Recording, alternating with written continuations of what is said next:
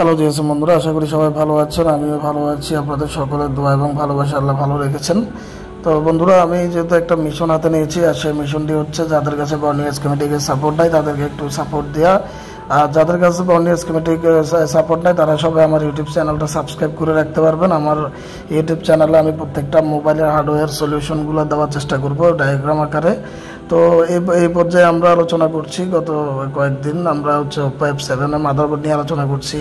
তো আজকেও same F7 যেহেতু এখনও পর্যন্ত শেষ হয় নাই, তো আজকে ওপো F7 এর আলোচনা করবো হেডফোনের বিষয়টা নিয়ে। অর্থাৎ হেডফোন যদি কাজ না করে সেক্ষেত্রে আমাদের করণীয় কী, এই বিষয়টা নিয়ে কাজ করবো। তো এখানে দেখতেই পাচ্ছেন অলরেডি আমি ওপো F7 এর ইন্টারফেস করে ফেলেছি। আর যেখানে দেখতে পাচ্ছেন এই যে back cam, charger data, component name, fingerprint, front camera, এগুলো নিয়ে অলরেডি আমার ভিডিও বানানো হয়ে গেছে। আজকে হচ্ছে আমরা হেডফোন নিয়ে ভিডিও বানাবো। তো ভিডিও বানাতে একটা কথা বলে নিই, সেটা হচ্ছে বন্ধুরা, নতুনরা যারা আছেন অবশ্যই আপনাদের জন্য এটা সাপোর্টিভ ভিডিও হবে।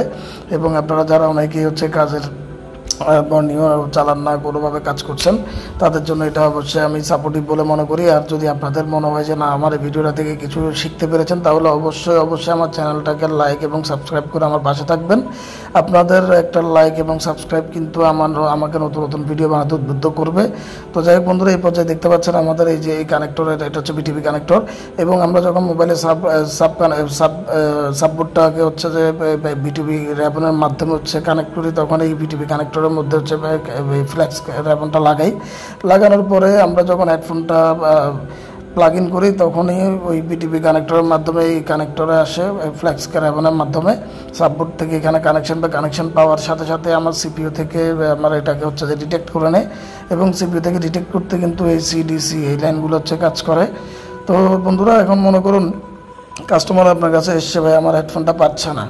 হেডফোনটা যদি না পায় সেক্ষেত্রে আপনি কী করবেন? আসলে দেখুন, সেক্ষেত্রে সর্বপ্রথম আমাদের এখানে যে লাইনগুলো দেখতে পাচ্ছেন, এই লাইনগুলোর জিআর ভ্যালু আমাদের চেক করতে হবে। এখন জিআর ভ্যালু কীভাবে চেক করতে হবে সেটার জন্য আমি অবশ্যই ডেমোটা দেখাবো। তো তার আগে বলে নেই, জিআর ভ্যালু বলতে অর্থাৎ যেটাকে মোবাইলে দুই প্রকারের টেস্ট হয়, একটা হচ্ছে হট টেস্ট আর একটা হচ্ছে কুল টেস্ট। তো সাধারণত যেটা জিআর ভ্যালু আমরা বের করি সেটাকে কুল টেস্ট বলে। তো ধরুন আমার একটা লাইন, যেমন দেখুন এই যে এই রেড কালার গোলাপি কালারের যে লাইনটা দেখতে পাচ্ছেন, এখানে একটা রেজিস্টার অলরেডি দেয়াই আছে, বলে দিয়েছে তারা। এই যে R2127, এটা হচ্ছে 150 কের একটি রেজিস্টার। এবং এটা হচ্ছে পাওয়ার আইসিতে ঢুকেছে, এটা কানেক্টর দিয়ে পাওয়ার আইসি থেকে ঢুকেছে। হ্যাঁ, তো এই পাওয়ার আইসি থেকে ঢুকেছে বা পাওয়ার আইসি থেকে হচ্ছে কানেক্টরে গিয়ে পৌঁছেছে।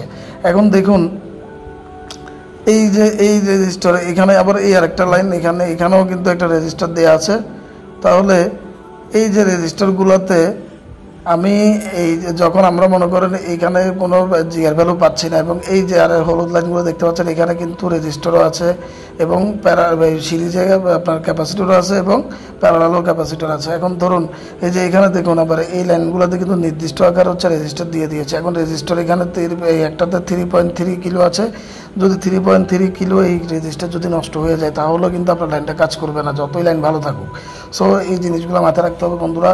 একটা লাইন যখন নষ্ট হবে, প্রত্যেকটা ওই লাইনটির সাথে জড়িত প্যারালাল এবং সিরিজে কোন কোন কম্পোনেন্ট আছে, প্যারালাল কম্পোনেন্টটি শর্ট হয়েছে কিনা, সিরিজের কম্পোনেন্টটি ওপেন হয়ে গিয়েছে কিনা, অথবা তার জিআর ভ্যালু অর্থাৎ যদি রেজিস্টার থাকে তার ভ্যালু কমে গিয়েছে কিনা, বা রেজিস্টার খারাপ হতে পারে, তখন আপনারা ভ্যালু চেক করবেন। যদি ভ্যালু না পান, তাহলে সেম ভ্যালুর একটা রেজিস্টার এখানে লাগিয়ে দিবেন, ইনশাআল্লাহ আপনাদের সমস্যার সমাধান হয়ে যাবে। তো আপনাদের সমস্যার সমাধান হয়ে যাবে। এর পাশাপাশি আরও একটি কথা হচ্ছে, এরপরে ধরুন আপনার কানেক্টরের লাইন ঠিক আছে এবং আপনার প্রত্যেকটা লাইনের সাথে সম্পৃক্ত প্রত্যেকটা কম্পোনেন্টও ঠিক আছে, সব চেক করেছেন। চেক করার পরেও আপনি কাজ করছে না, তখন হচ্ছে আপনি যেহেতু এটা পাওয়ার আইসি থেকে সাপ্লাই দিচ্ছে, আপনি পাওয়ার আইসি রিভোলের দিকে যাবেন। এবং রিভোল করে না হলে কিন্তু শেষমেশ চেঞ্জের পদ্ধতি আমাদের যেতে হতে পারে।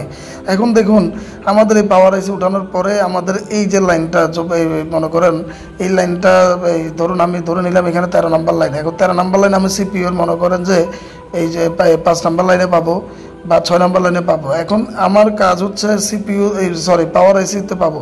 এখন পাওয়ার আইসির সাথে কানেক্টর পর্যন্ত এখানে কোথাও লাইনটা মিসিং হয়েছে কিনা আমার এটা একটু চেক করার জন্য অবশ্যই এই বলের সাথে মাল্টিমিটার কন্টিনিউটি মোডে রেখে ওই কানেক্টরের 14 নম্বর পিনের সাথে কন্টিনিউটি নেব। যদি কন্টিনিউটি দেয় তাহলে আমার লাইনগুলো ভালো আছে। তো এইভাবে প্রত্যেকটা লাইন আমরা চেক করব, যদি ঠিক থাকে তাহলে অবশ্যই আপনি পাওয়ার আইসি রিভোল করে দিলে আপনার সমস্যার সমাধান হবে, 100তে 100 হবে এবং হতে হবে। সো বন্ধুরা এভাবে বুঝে কাজ করবেন, আশা করি ইনশাআল্লাহ সফল হতে পারবেন। তো ভিডিওটি ভালো লাগলে শেয়ার দেবেন। আসসালামু আলাইকুম রহমতুল্লাহ।